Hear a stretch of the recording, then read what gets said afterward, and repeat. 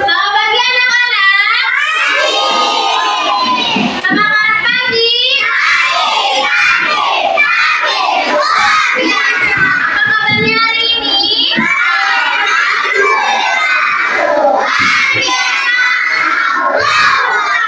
Semangat ya. Happy, boleh dasinya dipakai dengan betul? Nah, anak-anak yang ibu banggakan, hari ini kita akan membuat keyakinan.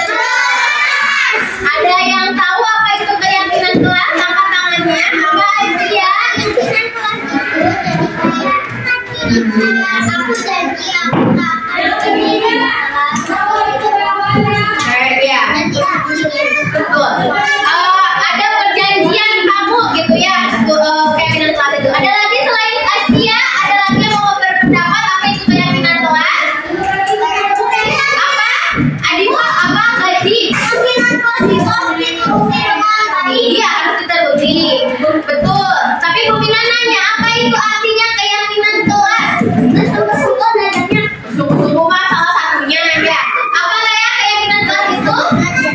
Peraturan kelas ya. Kalau dulu mah namanya peraturan kelas. Tepuk tangan untuk Asia, Lea, dan Gaji. Beri tepuk siapa?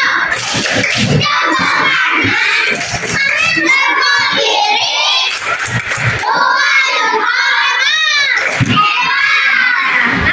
Dulu mah namanya peraturan kelas. Kalau sekarang namanya keyakinan kelas.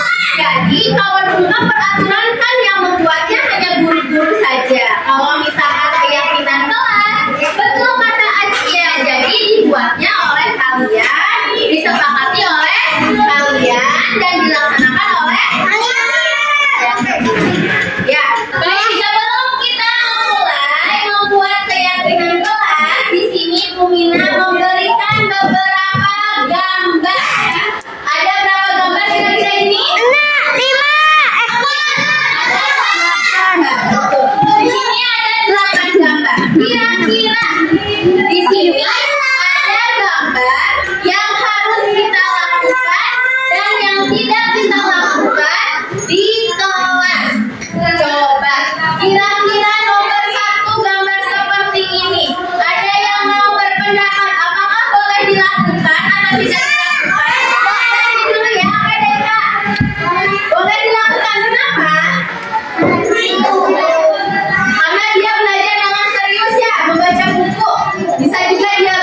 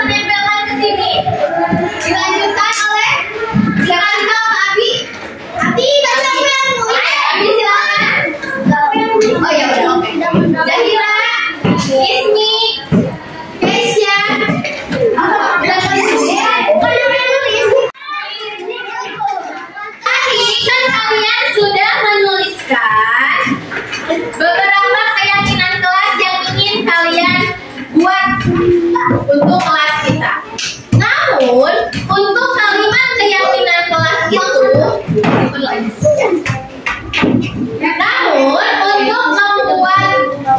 keyakinan kelas itu kalimatnya tidak boleh kalimat negatif. Ya, harus kalimat positif. Gimana Bu kata Rika? Jadi kita ubah kalimat negatifnya ke kalimat positif. Contoh tadi misal tidak kesiangan. Nah, kalimat negatif itu pasti ada kata tidak, kata jangan. Ya, misalkan tadi tidak kesiangan, kira-kira kalimat positifnya apa tuh? Tidak, jangan. Kan nggak boleh ada kata jangan sama tidak kalau kalimat negatif.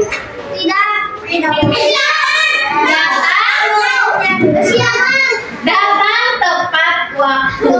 Ya, jadi yang ada kata tidak, yang ada kata jangan, tidak usah dipakai. Ya, tidak usah ditulis. Jadi tadi yang ada kata tidak, yang ada kata jangan kita revisi ya. Ya. Oke, coba kita lihat satu-satu. Kira-kira sama gak sih? Gumina bacakan ya. Belajar bersama dengan bersungguh-sungguh. Kalimat positif, kalimat negatif. Positif boleh dipakai? Boleh. Fael sama Aiman membuang sampah pada tempatnya. Sudah kalimat positif? Sudah. Ya. Rika dengan Abi tidak ngobrol saat belajar. Bisa betul? Belum, karena ada kalimat tidak. Kira-kira kalimatnya apa ya? Positif. Negatif. Iya, kita ubah dari kalimat negatif ke kalimat positif. Kira-kira yang tidak mengobrol saat belajar apa ya kira-kira ya? Harus jangan ada kata tidak. Apa kira-kira? Apa kira-kira? Apa kira-kira? Belajar dengan bersungguh-sungguh. Bisa dibetulkan? Bukan dulu Rika sama Abi. Ada beberapa tadi yang sudah direvisi dari kalimat negatif ke kalimat positif. Nah sekarang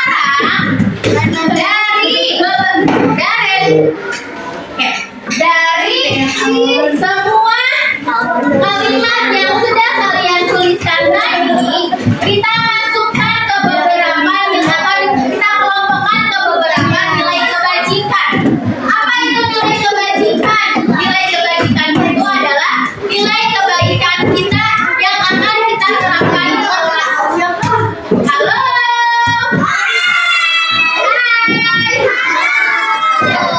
Gumina ulangi, dari beberapa keyakinan kelas yang sudah kita revisi tadi, kita kelompokkan ke nilai kebajikannya apa? Atau nilai kebaikan yang akan kita terapkan di kelas kita. Oke, yang pertama, belajar bersama dengan bersungguh-sungguh. Berarti nilai kebajikannya kira-kira apa ya? Apakah disiplin? Disiplin, betul.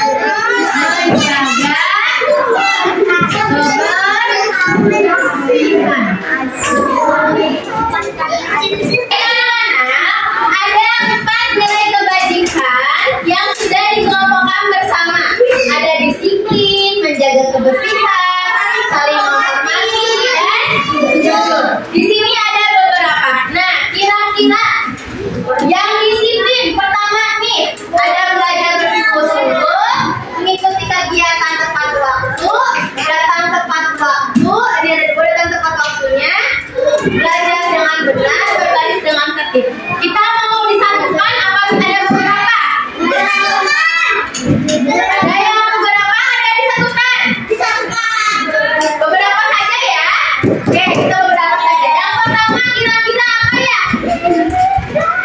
Datang waktu. Oke, berarti keyakinan kelas yang pertama boleh ditulis sama Rika. Boleh minta tolong mungkinnya datang tepat waktu. Agak besar ya Rika ya. Itu keyakinan kelas yang pertama. Setuju? Setuju. Oke. Yang kedua, mengikuti kegiatan belajar dengan sungguh-sungguh. Setuju? Keyakinan yang kedua? Oke, meminta Ratu untuk menuliskan yang agak besar ya tuh ya. Minta tolong. Mengikuti kegiatan belajar dengan sungguh-sungguh. Tadi kan kita sudah menuliskan ya. Keyakinan kelasnya ada berapa? Ada 7? Oke, tadi yang pertama Rita silakan ditambahkan. Yang kedua,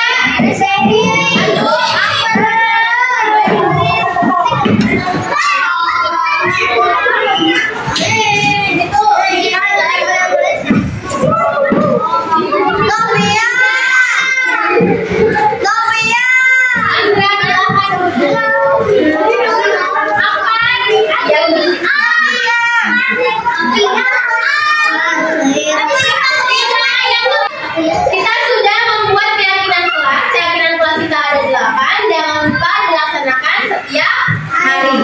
Termasuk sekarang. Kalian boleh istirahat, tapi jangan melupakan keyakinan kelas. Boleh tepuk tangan untuk kita semua?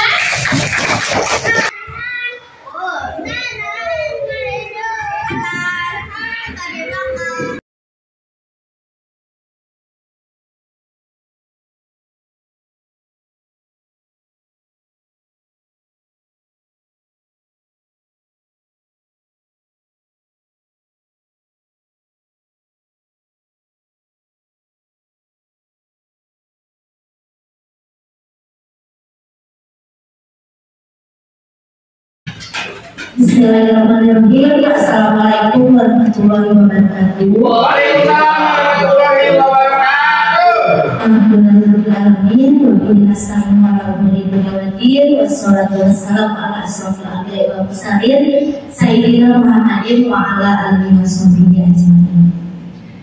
Yang terhormat Bapak Wakil Kepala Sekolah Bidang Mas, yang terhormat Ibu calon guru penggerak Ibu Minat Hasanah, yang saya hormati rekan-rekan guru semuanya. Karena berkat ridho dan inayahnya kita dapat berkumpul di tempat ini untuk menerima pemaparan dari calon guru penggerak kita. Rekan-rekan semuanya, untuk mengefisienkan waktu, kita mulai acara ini dengan pembukaan dengan bacaan basmalah bersama-sama. Bismillahirrahmanirrahim. Untuk acara yang kedua yaitu sambutan dari Bapak Wakil Kepala Sekolah Bidang Humas, yaitu Bapak Jajat Sudrajat SPD. Kami silakan. Assalamualaikum warahmatullahi wabarakatuh. Innal hamdalillah wassalatu wassalamu ala rasulillah wa ala alihi wa sahbihi wa mawala. Asyhadu an la ilaha illallah wahdahu la syarika lahu wa asyhadu anna Muhammadan abduhu wa rasuluh la nabiyya ba'd. Amma ba'd. Salam bagi beserta syukur marilah kita panjatkan kepada Allah Subhanahu wa taala. Alhamdulillah wa syukur alhamdulillah Allah Subhanahu wa ta'ala. Pada pagi hari ini kita bisa berkumpul bersama di kelas ini dalam rangka menghadiri acara yang diselenggarakan oleh calon guru penggerak angkatan 9 Kota Sukabumi atas nama dari teman kita, rekan kita, yaitu Ibu Mina Hasanah. Saya mewakili Bapak Kepala Sekolah yang kebetulan ada keperluan lain tidak bisa hadir di tengah kita. Yang pertama-tama mengucapkan terima kasih kepada rekan-rekan yang hadir pada hari ini. Kemudian ucap terima kasih dan selamat kepada Ibu Bina Nur Hasanah selaku CPG Angkatan 9 ini yang akan memaparkan diseminasi budaya positif. Nah, tentu saja untuk kita semua ini merupakan salah satu pembelajaran juga, mudah-mudahan menjadi ilmu buat kita semua.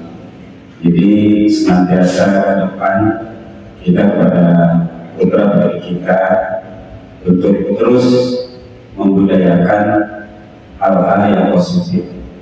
Maka dari itu kami ucapkan selamat kepada Ibu Bina Nur Hasanah untuk pemaparan dalam hal ini, dan semoga diberi kelancaran oleh Allah Subhanahu wa Ta'ala, dan kita sebagai pesertanya juga mendapatkan ilmu dan kita akan kembangkan kepada anak didik kita di masing-masing kelas. Begitu pada Ibu Bina Nur Hasanah, selamat menjalankan acara pada hari ini. Mudah-mudahan diberi kelancaran dan juga mudah-mudahan berbuat positif bagi kita semua, khusus bagi anak-anak Indonesia pada umumnya. Dan Ibu dan Bapak akan lebih baik dari ini. Mungkin saja, terima kasih atas perhatiannya dan mohon maaf atas segala kekurangannya. Billahi taufiq wal hidayah. Assalamualaikum warahmatullahi wabarakatuh. Waalaikumsalam warahmatullahi wabarakatuh. Terima kasih Abah Jaja yang sudah menyampaikan sambutannya. Kita ke acara selanjutnya, yaitu menyimak pemaparan yang akan disampaikan oleh calon guru penggerak kita, Ibu Bina Nur Hasanah, tentang diseminasi budaya positif. Kepada Ibu Bina, silakan. Terima kasih banyak atas kesempatannya kepada Ibu Aksi dan juga Bapak Mas. Bismillahirrahmanirrahim. Assalamualaikum warahmatullahi wabarakatuh. Waalaikumsalam warahmatullahi wabarakatuh. Selamat pagi. Pagi. Selamat pagi. Oke ya, kita melaksanakan kegiatannya pagi-pagi. Insya Allah semuanya masih semangat pagi. Yang terhormat Bapak Mas, Bapak Jaja Sudrajat, yang terhormat Bapak Ibu Guru juga SDM dari Wisata Cipta Bina Mandiri. Sebelumnya saya ucapkan terima kasih karena dari kesibukannya dapat menyempatkan hadir pada kegiatan diseminasi budaya positif. Bapak Ibu semuanya, izinkan saya memberikan bukan memberitahu soal gitu ya, tapi inilah hasil dari belajar saya selama mengikuti CGP di modul 1.4. Mungkin Bapak dan Ibu juga pernah belajar tentang budaya positif dengan CGP angkatan 8 sebelumnya yang ada di SDM Desa kita. Nah, di sini juga saya akan sharing kepada Bapak dan Ibu, mengingatkan kepada Bapak dan Ibu, karena kan kita tuh manusia yang tidak luput dari lupa, kan? Jadi kita harus saling mengingatkan. Nah, di sini langsung saja bahwa budaya positif ini terdiri dari 8 ya, modul yang sangat banyak. Cuman memang hebat, tapi ya sedikit, insya Allah lah gitu ya. Budaya positif itu ada 8. Yang pertama tentang perubahan paradigma belajar, yang kedua disiplin positif, yang ketiga nilai-nilai kebajikan, yang keempat motivasi perilaku manusia, yang kelima keyakinan kelas, mungkin sudah pada tahu ya keyakinan kelas, yang kelima itu kebutuhan dasar manusia, selanjutnya posisi kontrol guru, dan ketiga restitusi. Nah, kenapa sih budaya positif ini harus diingatkan gitu? Selalu diingatkan lagi, selalu gitu, Kemendikbud melalui BPGP bahwa di sekolah itu harus menerapkan disiplin positif karena ada perubahan paradigma belajar. Nah, apa perubahan dengan paradigma baru ini?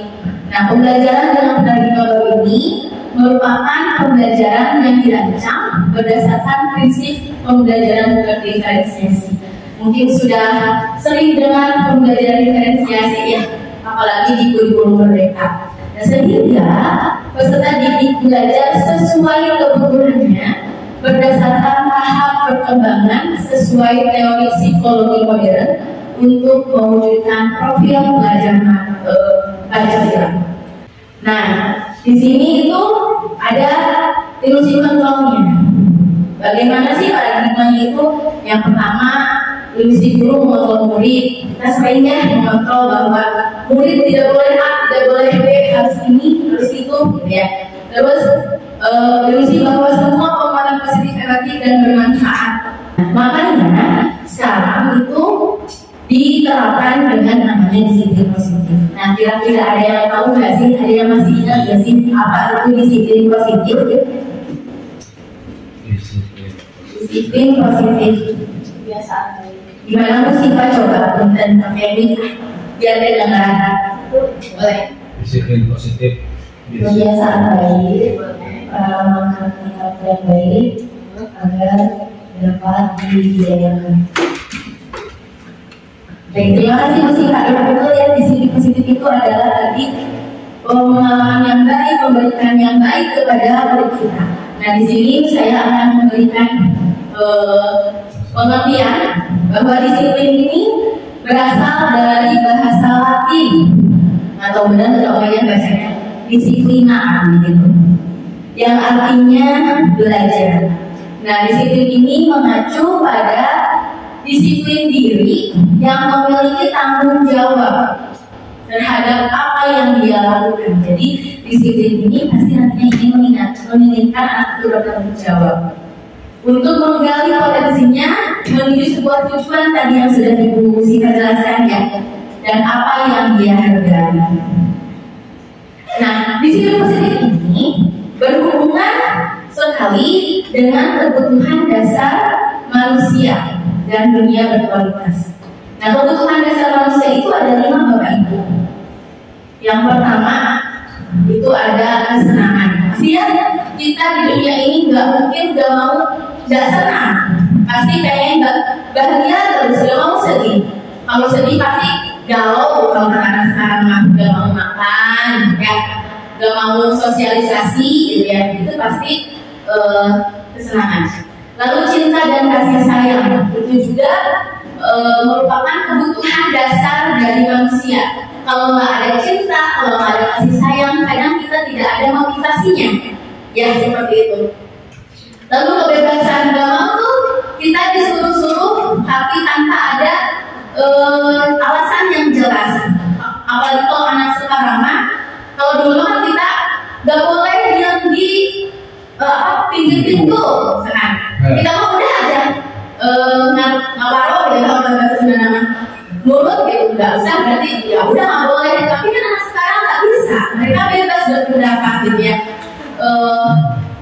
Nggak boleh dia di pintu. Kenapa nggak boleh dia di pintu? Halang jalan.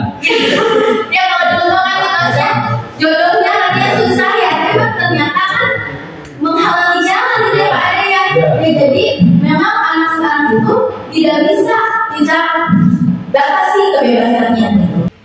Nah, perlu diingat Bapak dan Ibu bahwa semua orang senantiasa berusaha untuk memenuhi kebutuhannya dengan berbagai cara. Bila mereka tidak bisa mendapatkan kebutuhannya dengan cara yang positif, mereka bisa melanggar peraturan atau melakukan hal-hal yang tidak sesuai dengan nilai-nilai kebajikan. Contoh, anak ketika di rumah tidak mempunyai kebebasan berbicara, di sekolah tidak mempunyai ngebaceo itu kan ya, berbicara, ngobrol apa-apa diomongin, mau baik dan kasar, mau tidak kasar, semuanya pasti dibicarakan. Atau misalkan di rumah mereka sering banget dibentak, pasti di sekolahnya pun semuanya ngegas. Kalau kata anak sekarang bicaranya lebih tinggi gitu ya. Nah, makanya kenapa ada nilai kebajikan tadi. Nah, apa itu nilai-nilai kebajikan? Ada yang tahu nilai-nilai kebajikan itu apa? Jadi mau coba baca nilai-nilai kebajikan. Nilai-nilai kebajikan ini besar berarti muncul ya. Iya. Nah, nilai-nilai kebajikan itu suatu hal yang baik yang harus dilakukan Khususnya mungkin ini terhadap anak ya, yang bisa menyeluruh menjadikan atau memotivasi semua anak-anak juga berbuat baik, hal bahasa, hal lainnya lah perilaku yang mungkin bisa ditiru dari anak tersebut dalam hal sikap-sikap diri baik. Baik, betul ya, nilai-nilai baik itu berarti nilai-nilai yang baik yang bisa dilakukan dengan anak.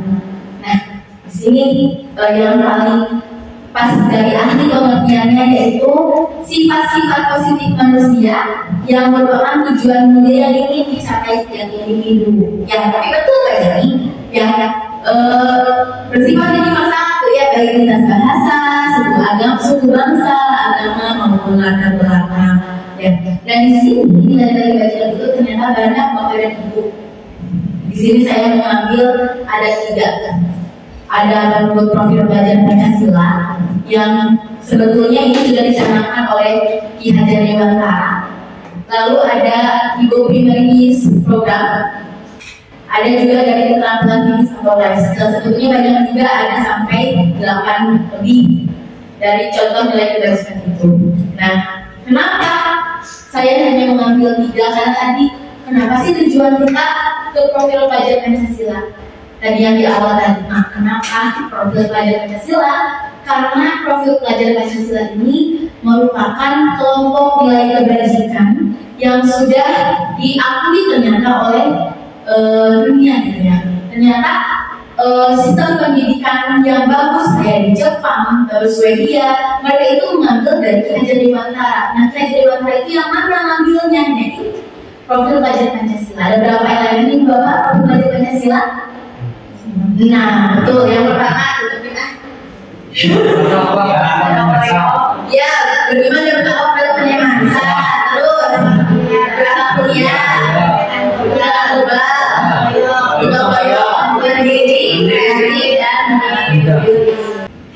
nah, kayak tadi, kalau misalkan ketika anaknya kebutuhannya belum terpenuhi, gitu ya, terus nilai kebajikannya kan berarti berkurang. Nah, berarti di sini ada motivasi perilaku manusia.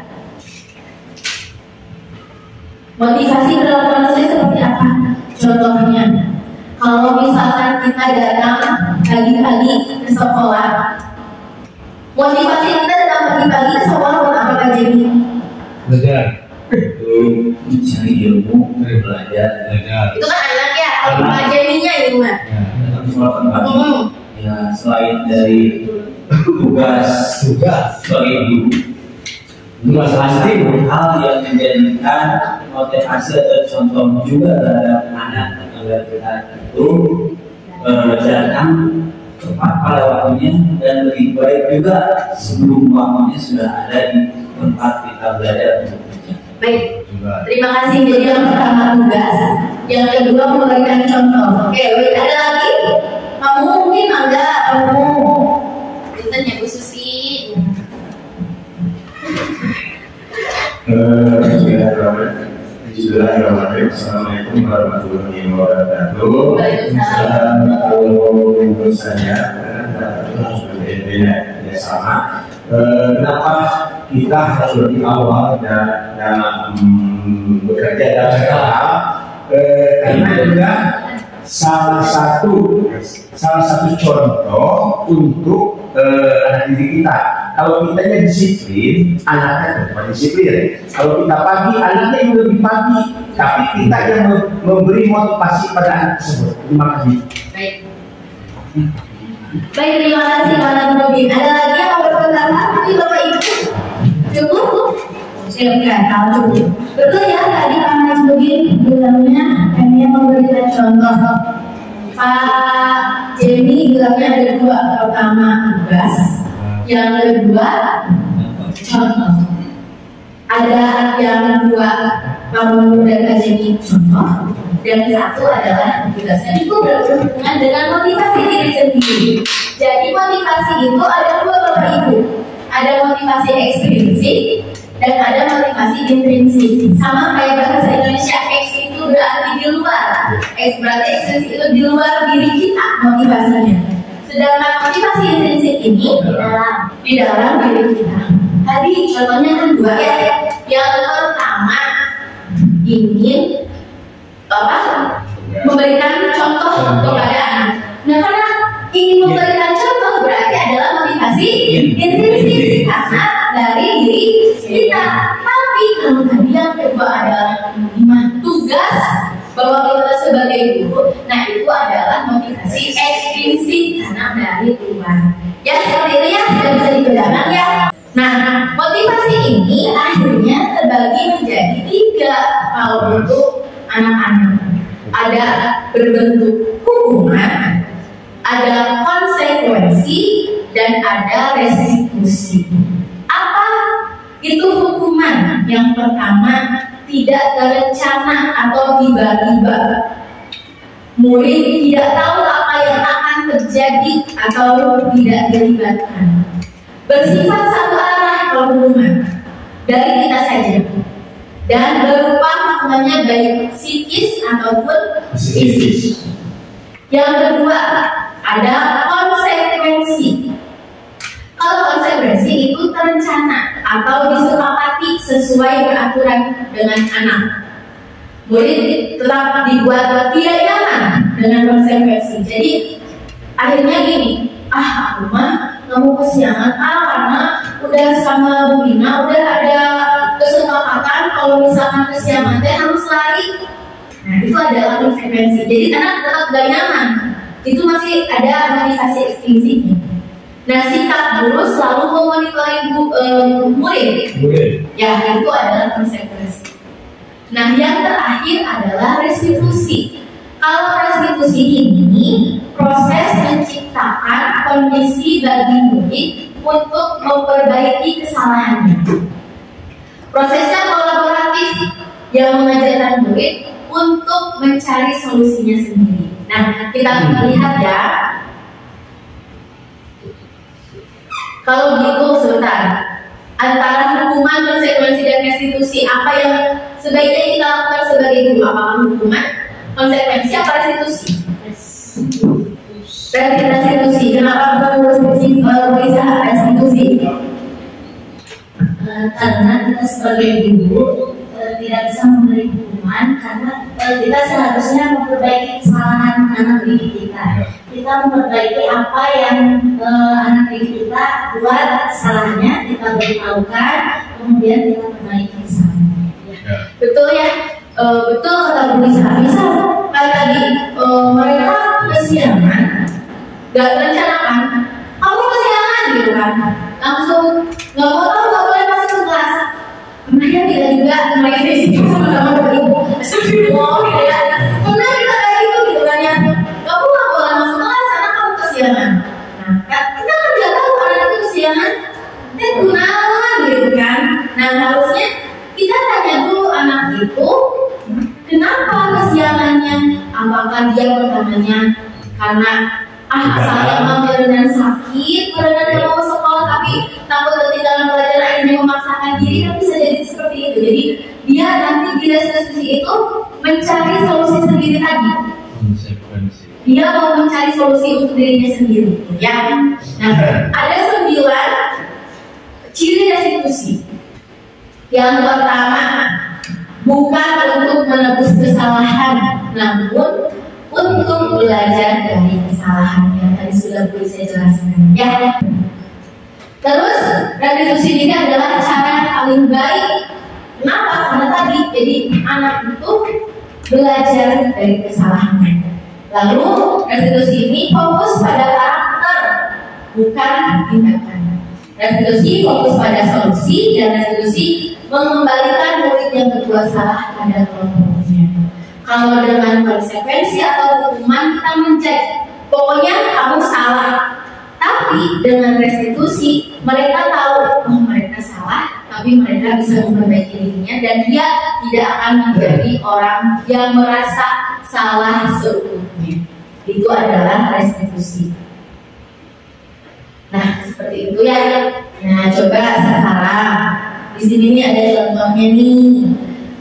Tindakan gurunya mencatat 100 kali di dalam buku kalimat saya tidak akan terlambat lagi karena terlambat ke sekolah. Itu pernah saya lakukan di SMA. Dulu saat SMA pernah dididik kira-kira ini hukuman atau konsekuensi Bapak Ibu? Hukuman. Kenapa hukuman? Kenapa disuruh mencatat hukuman? Karena tadi magal. Ada Satu arah kah? satu arah yang begitu menjadi satu arah, jadi ditentukan oleh Tidak direncanakan. Ya, yang pertama katanya satu arah dan langsung yang tidak direncanakan. Yang kedua, lari mengelilingi lapangan basket 2 kali karena terlambat hadir di sekolah. Kira-kira hukuman atau konsekuensi? Hukuman. Coba kita simpan dulu. Yang pertama hukuman, yang kedua hukuman. Oke, yang terakhir lari mengelilingi lapangan basket 2 kali karena terlambat 10 menit untuk pelajaran PJOA. Hukuman yang Bu ya. Ini hukuman, apa hukuman Pak Air? Karena jam belajar itu harus tepat Bu. Ya, muhammad ya berbeda ya. Ya. Lari di lapangan itu menurut saya sih, tapi mudah-mudahan nilai juga hukumnya dengan baik. Lari di lapangan basket 2 kali karena terlambat 10 menit untuk pelajaran PJOA. Nah, jadi saya sangat setuju sekali Bu. Kenapa guru PJOK ya? Iya. Yang kedua adalah ya hukuman. Baik. masih. Ya, tadi kita sudah bedakan memberitahu hukuman, konsekuensi dan seterusnya. Kita lihat. Ya. Oh, konsekuensi. Ternyata 1, 2, 3, 4, 5, 6 Bapak betul. 1, 2, 3, 4, 5. Lima saya sendiri. Kurang betul. Karena berapa? 7 betul. 7 betul. Nomor 7. Karena kan ini udah di pelajaran PJOK lari, jadi dia ada sinambungannya sebetulnya Pak. Jadi itu maksudnya konsekuensi, bukan hukumannya satu arah. Nah, hukuman atau konsekuensi betul tadi kata Pak Najmuddin yang tidak setuju karena bukan anak lagi bakal ketinggalan. Selain itu juga motivasinya bukan dari diri sendiri. Nah, bagaimana motivasi itu muncul dari dalam diri? Itu dengan keyakinan kelas. Nah, Bapak dan Ibu, kita kan di awal pelajaran udah dikasih tahu ya, kita harus membuat keyakinan kelas. Nah, sebelum saya ke keyakinan kelas, ternyata pada lambung sepertinya kita ice breaking dulu ya. Boleh kita berdiri semuanya. Kakatannya mana? Nah, ya.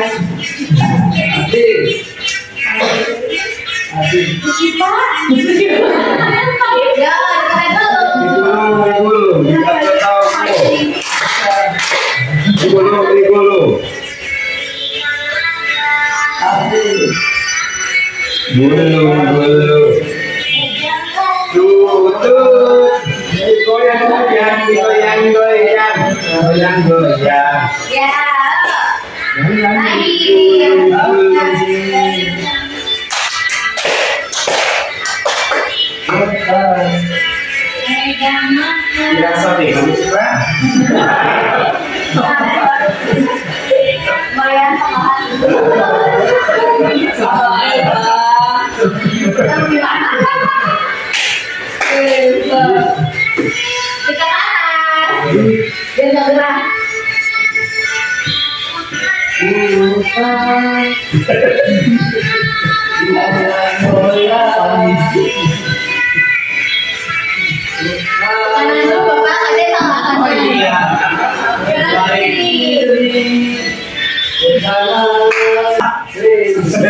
Ini zaman dulu.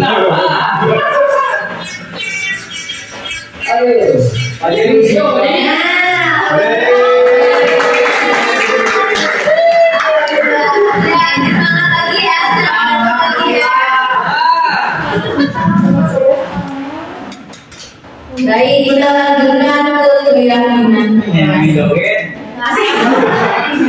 udah, ya. Keyakinan kelas. Kenapa sih katanya harus keyakinan kelas, bukan peraturan kelas? Karena dulu kita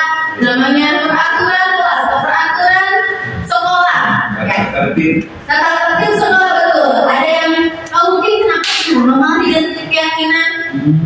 Coba apa boleh? Oh ada itu. Mudah-mudahan salah ya. Beberapa keyakinan kelas, beberapa keyakinan kelas. Kalau peraturan kelas itu mutlak peraturan yang harus tidak boleh. Kalau keyakinan kelas, yakin kita sepakatan anak bahwa anak tersebut karena sudah sepakat yakin anak itu tidak melakukan kesalahan. Ya, seperti itu. Terima kasih. Sampai jumpa warahmatullahi wabarakatuh. Betul ya, kalau keyakinan kelas itu anak yakin dalam dirinya bahwa itu harus dilakukan sama dia. Kenapa bukan peraturan gitu ya? Karena peraturan biasanya tadi cuma searah gitu. Anaknya kadang dilakukannya karena terpaksa ya, bukan unsur intrinsik tapi unsur ekstrinsik. Nah, coba nomor 1 ada pertanyaan nih. Mengapa kita memiliki peraturan tentang penggunaan helm pada saat mengendari kendaraan pada dua bermotor? Kenapa kita harus pakai helm? Ada yang menjawab?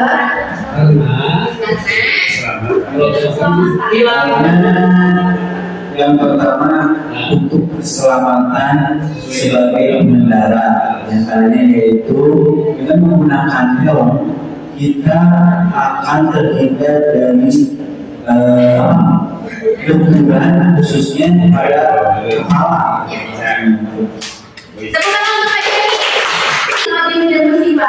Jadi menjawab kedua pertanyaan ini pasti nilai-nilai kebajikan itu adalah untuk selamat dan untuk sehat. Ya, nah itu berarti kita yakini bahwa dengan menggunakan helm saat berkendara, memakai masker dan mencuci tangan ini, kita yakin bahwa kita akan sehat dan akan selamat. Sama dengan keyakinan kelas tadi, ketika kita melakukan apa yang kita yakini bahwa kita akan selamat atau kita akan menempuh nilai-nilai kebajikan yang ada. Nah, kalau gitu, gimana sih cara membentuk keyakinan kelas atau sekolah-sekolah? Kan kita berhubungannya dengan orang tua, dengan murid, dengan semua guru ya. Tapi minimal kita di kelas dulu nih. Kita kan waktu awal-awal sering banget ya di Instagram, di TikTok bahwa guru itu harus menyiapkan keyakinan kelas, gitu ya. Nah, apakah keyakinan kelas itu dibuat oleh satu orang guru saja atau antara kolaborasi murid dan guru? Kolaborasi berarti antara murid dan guru. Nah, betul. Jadi pembentukan keyakinan kelas ini saya singkatkan saja ya karena di sini banyak. Jadi pertama gini Bapak Ibu, dulu saya waktu belajar dalam pembina angkatan 8 ya, kayaknya susah deh membuat keyakinan kelas di kelas bawah. Apalagi kelas saya banyak beberapa orang yang tidak atau belum bisa menulis dan membaca. Itu gimana ya? Iya juga ya tapi nah ternyata ketika kemarin saya praktik langsung di kelas, yang membuat keyakinan kelas yang pertama itu adalah ajak anak itu tahu mana yang benar, mana yang salah ketika dia datang ke sekolah sampai pulang ke sekolah, pulang ke rumah. Ya, dikasih gambar, misal saat pagi datang bersama gurunya, atau misalnya ada gambar yang acuh sama gurunya. Saat belajar ada yang lagi tidur, ada yang lagi main. Dikasihlah gambar-gambar itu biar anak itu terstimulus, gitu ya. Nah nanti setelah melihat gambar-gambar seperti itu khususnya kelas bawah ya, kita kan kelas bawah ya Bapaknya ngajarnya. Nanti setelah dikasih gambar seperti itu mereka ya bahwa di kelas gak boleh ngobrol, di kelas gak boleh buang sampah sembarangan, di kelas harus rukun sama teman, gitu ya. Nah nanti kita ajak anak-anak ini menuliskan apa sih, kalau anak-anak kan belum tahu ya keyakinan kelas itu apa di kelas bawah itu, nggak apa-apa disebutkan apa sih peraturan yang kalian inginkan atau keyakinan kelas yang kalian inginkan. Boleh dari pagi sampai siang kalian tuliskan. Nah kemarin kebetulan karena saya ada beberapa anak yang belum bisa menulis, jadi saya menyuruh mereka itu berdiskusi dengan teman sebangkunya. Jadi bukan 40 peraturan yang ada atau 40 keyakinan kelas yang ada, tapi hanya 20 keyakinan kelas yang ada. Nanti mereka tempel di depan. Selain itu, kan keyakinan kelas itu tidak boleh memaksa. Jadi tidak boleh menggunakan kalimat kalimat negatif. Harus menggunakan kalimat positif. Tidak boleh ada kata tidak, jangan, itu tidak boleh ada di keyakinan kelas. Makanya harus menggunakan kalimat positif. Nah, ketika anak yang ada menggunakan tidak, misalkan tidak mencoret-coret tembok, berarti kita revisi itu. Jadi apa revisinya? Misalkan menulis di buku tulis, ya. Kayak contoh dari kalimat negatifnya paling bawah ada kata jangan berlari di kelas atau koridor. Jadinya kalimat positifnya berjalanlah di kelas atau koridor. Nah nanti ketika kalimat itu sudah semuanya menjadi kalimat positif, kita satukan dengan nilai kebajikannya. Apakah nilai kebajikan keselamatan, nilai kebajikan disiplin, apa nilai kebajikan kebersihan. Nah nanti ketika sudah dikos-kosan itu akan ada beberapa nilai kebajikan. Jadi nggak akan banyak keyakinan kelasnya, hanya beberapa saja. Jadi bisa disatukan dengan nilai-nilai kebajikan seperti itu. Nah nanti mereka menyetujuinya, baru mereka yang nempel dan akhirnya diyakinilah keyakinan kelas. Bukan keyakinan kelas saya itu ada 8 karena mungkin mereka rinci banget ya ke kelas bawah gitu yang tidak ada 8. Nah apa sih fungsinya keyakinan kelas ini? Nah 5 keyakinan kelas ini berhubungan dengan posisi kita sebagai guru. Nah ada 5 posisi kontrol sebagai guru. Yang pertama ada penghukum, yang kedua ada pembuat rasa bersalah, yang ketiga teman, keempat pemantau, dan yang kelima manajer. Ini sebetulnya ada gambar, mau ada video dilihat? Boleh? Boleh. Kita lihat dulu ya. Kita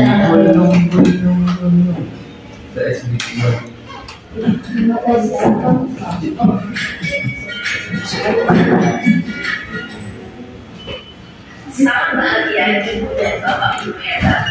Dalam program disiplin positif restitusi, salah satu program yang dikembangkan adalah 5 posisi kontrol.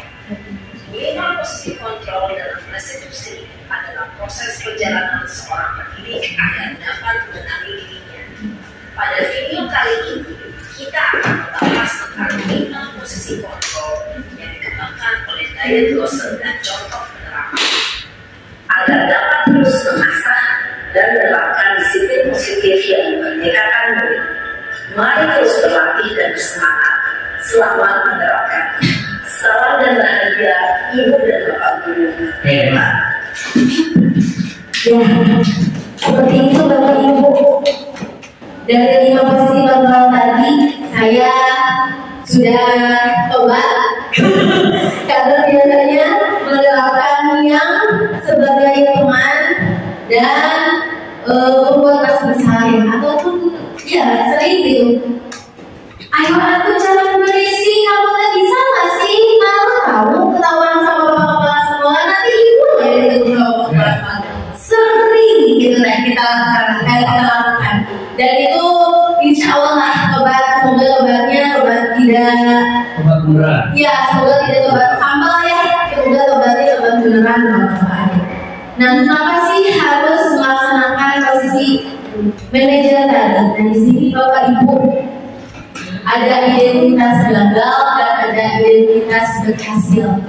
Ada motivasi eksternal tadi dan motivasi intrinsik. Kalau motivasi intrinsik itu hanya ada di kontrol diri, dan kontrol diri ini adanya pada kita menjadi posisi manajer.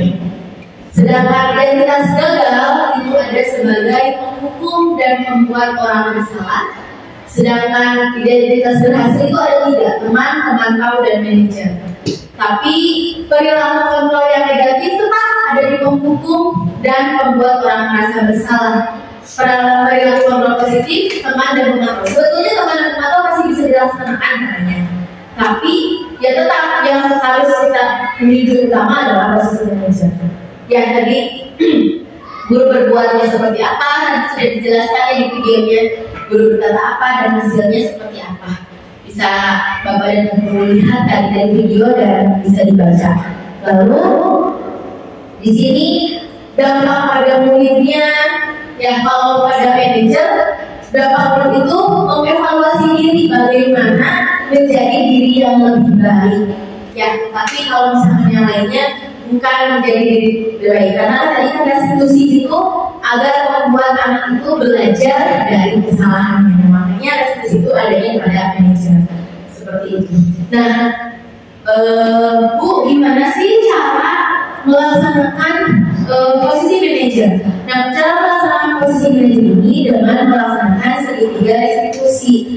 Apa? Yang pertama, menstabilkan identitas. Yang kedua, validasi tindakan yang salah. Yang ketiga, menanyakan keyakinan. Nah, di sini ada segitiga restitusi ya. Jadi, pas kayak tadi, anak itu pas kita stabilkan dulu. Kenapa sih dia bisa terlambat? Dia kan bangun tidurnya telat gitu ya.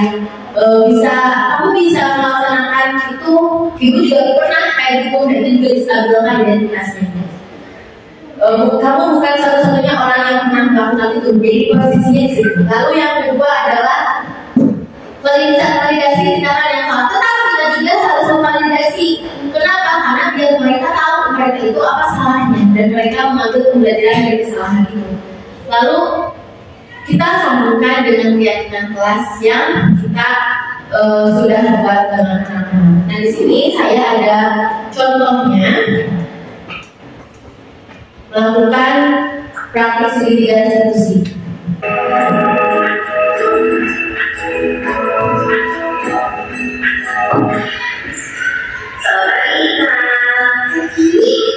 Ada sekolahnya berkuliah sedang masuk ke 2015. Ada yang Pasti boleh gitu. Nah, ini lamaran lagi. Jika merasa nyaman dengan kedua ibu guru, karena jika tidak merasa dimarahi, ibu guru menegur dengan halus. Jadi jika tambah semangat bangun pagi, dia telah datang ke sekolah. Ya, jadi dia memperbaiki diri, jadi dia tidak akan lagi mengulangi hal yang membuat dirinya rugi, yaitu terlambat datang ke sekolah. Mungkin, sudah. Terima kasih. Ya, mungkin itu yang dapat saya sampaikan. Betul, sudah dari akhir, cuma Bapak Ibu coba lihat dulu ya. Sebentar, ada estimasi sedikit. Ikinya.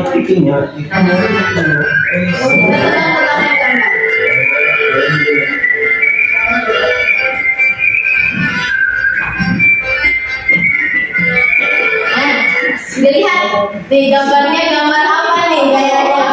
Kira-kira gambarnya apa ini? Penguin. Penguin ya? Coba kita lihat.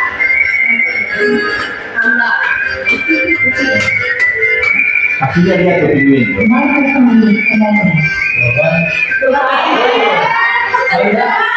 Apa ada juga naga? Lanjut. Masih ada waktu Ibu. Bukan. Terakhir.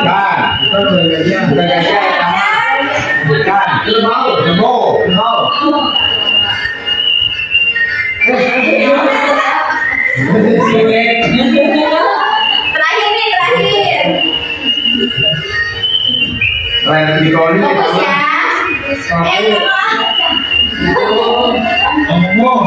Monyet sama. Ada gambar apa tuh? Monyet ya. Tarik. Bukan kayak kebo. Tadi kebo.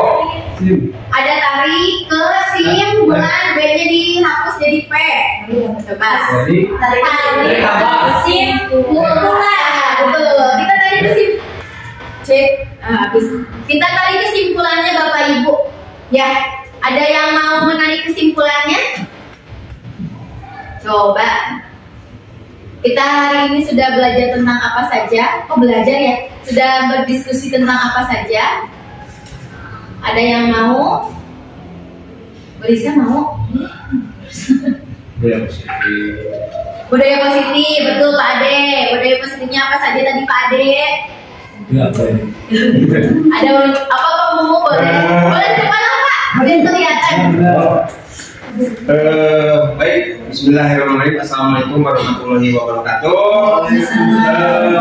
Dari apa yang dipaparkan oleh CGP Hasanah tadi, yang angkatan ke-9, saya dapat menyimpulkan bahwa diseminasi budaya positif itu kita ambil yang positifnya dulu, ya. Kita ambil negatifnya dulu. Kenapa? Semua peraturan atau menghadapi anak itu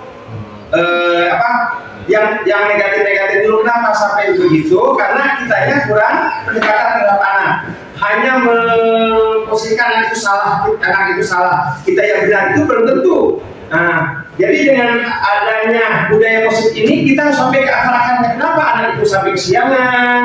Jadi kita jangan asal menghukum, kamu kesiangan, kamu kesiangan. Jadi dengan cara adanya manajer, kita sebagai manajer di kelas, bagaimana anak tersebut merasa dirinya dihargai oleh guru dan teman-temannya. Yaitu kita sebagai guru kelas harus mendidik ke anak, bagaimana menghadapi anak. Nah, seperti itu. Baik, terima kasih Pak Mumu ya. Jadi semoga dengan adanya kita berkumpul di sini, kita dapat menjadi guru sebagai posisi manajer yang baik untuk anak-anak kita. Sekian dari saya, wabillahi taufiq wal hidayah. Saya kembalikan kepada Ibu Lisa.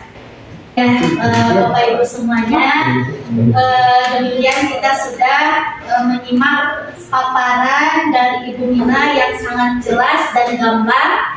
Semoga kita dapat menerapkan diseminasi budaya positif itu di kelas kita masing-masing. Ya, cukup?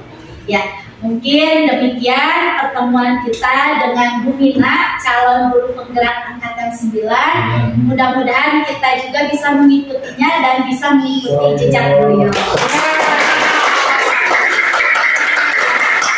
Kita sudah memberikan materi tentang diseminasi budaya positif. Mungkin acara pada hari ini sudah selesai dan kita ucapkan hamdalah bersama-sama. Alhamdulillahirobbilalamin. Terima kasih banyak atas kehadirannya. Wabillahi taufiq wal hidayah. Wassalamualaikum warahmatullahi wabarakatuh. Waalaikumsalam warahmatullahi wabarakatuh.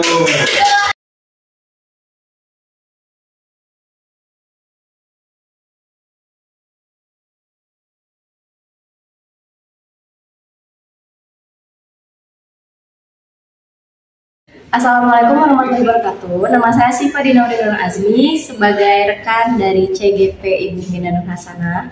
Saya perwakilan dari kelas 3 yang tadi mengikuti kegiatan simulasi dari CGP Ibu Mina Nur Hasanah.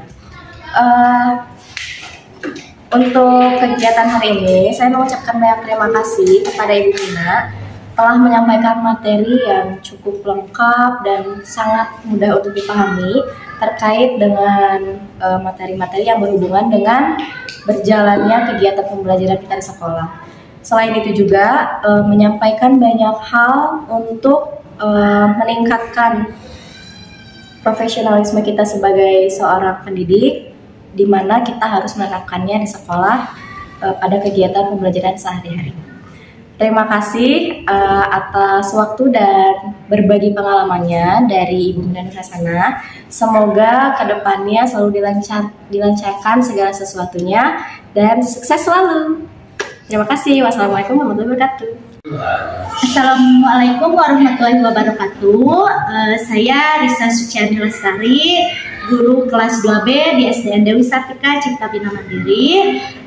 Tadi saya sudah menyimak pemaparan dari Ibu Mina Nur Hasanah, calon guru penggerak angkatan 9 tentang diseminasi budaya positif. Pemaparannya sangat amat jelas dan mudah-mudahan kita semua rekan-rekan yang tadi mengikuti bisa menerapkannya di kelasnya masing-masing. Semangat untuk Bu Mina. Terima kasih. Wabillahi taufiq wal hidayah. Assalamualaikum warahmatullahi wabarakatuh.